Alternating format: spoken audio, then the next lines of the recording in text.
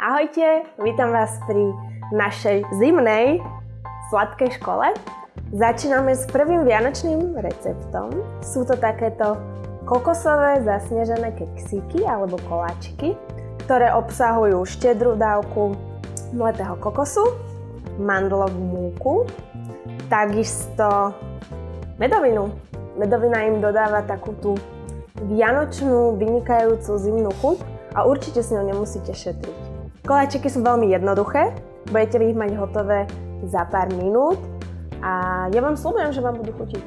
A neviem, či ste si všimli, ale zladila som svoj tanierik so svojím svetrom. Môžeme začať s prípravou našich kokosových cookies. Je to veľmi jednoduché. Sice ingrediencií je trošku viac, ale všetko skrátka zmiešate, zožmochláte dokopy a koláčiky sú hotové. Začneme s hladkou múkou, ďalej pridáme práškový cukor, 50 g strúhaného kokosu, aby boli dobre kokosové. Teraz pokračujeme s mandlovou múkou, ktorá im dá takú veľmi dobrú chuť. Ďalej trošku prášku do pečiva, samozrejme maslo, ktoré je už roztopené, aby sa nám jednoduchšie s koláčikmi pracovalo. Jedno celé vajíčko, zlatá bodka tohto dezertu medovina.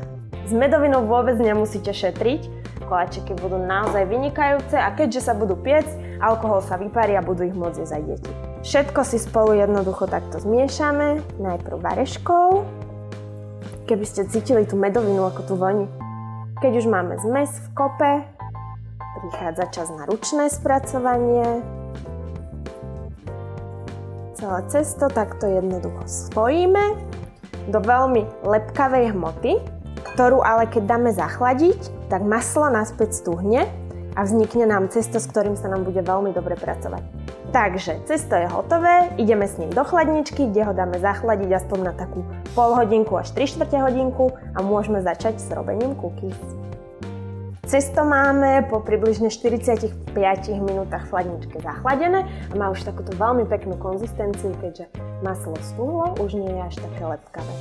Teraz z cesta budeme robiť guličky, ktoré si ručne vyšúlgáme, tie obalíme v práškovom cukre a budeme pokladať na plech. Z tejto dávky vám vyjde presne 25-13 gramových cookies, ale keďže vy určite asi nepracujete v cukrárskej výrobe, tak vy si ich vážiť nemusíte a spravte si ich koľko len chcete. Z cesta si robíme takéto guličky, tie si obalíme v práškovom cukre, ktorý je pri našich koláčikoch veľmi dôležitý. Ako sa budú piecť, budú sa roztekať, tak škrupinku z práškového cukru krásne popukajú a vznikne nám taký zimný, vráskavý efekt. Je to naozaj rýchle, ani nie až tak veľmi špinavé, takže určite vám radi s týmto pomôžu aj vaše ratolesti. Každá jedna gulička musí byť poriadne obalená v práškovom cukre, aby výsledné cookies boli krásne biele.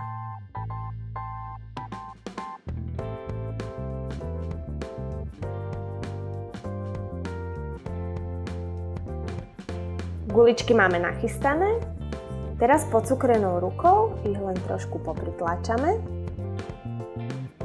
aby vo výsledku z nich boli také krásne placičky. A môžeme s nimi ísť do rúry, kde ich budeme piecť na 150 stupňov 15 minút. Nie ich treba piecť dlhšie, aj keď by sa vám možno mohlo zdať, že sú ešte mäkké, ale ak by ste ich piekli viac, tak budú také tvrdkavé a chrumkavé a my práve chceme, aby mali takú príjemnú žvačkovosť. Uvidíte, s tým kokosom to bude perfektné. Naše cookies máme upečené. Pozrite sa, takéto sú krásne, zlatisté, s popukanou cukrovou škrupinkou. Nechala som vám tu jeden neupečený plech, aby ste videli, ako veľmi sa roztiahnu. Treba medzi nimi naozaj nechať dostatočné medzery, aby sa vám jednoducho nespojili, lebo to by bola veľká škoda. Koláčiky teraz len naservírujeme na nejaký krásny podnos.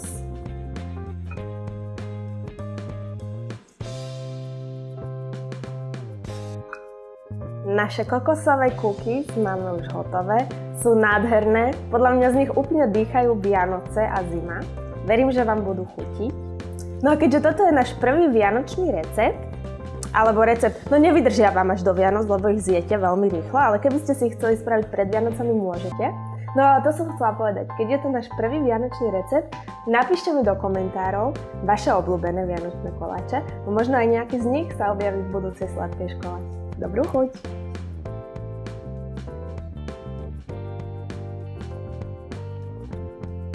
Čauko!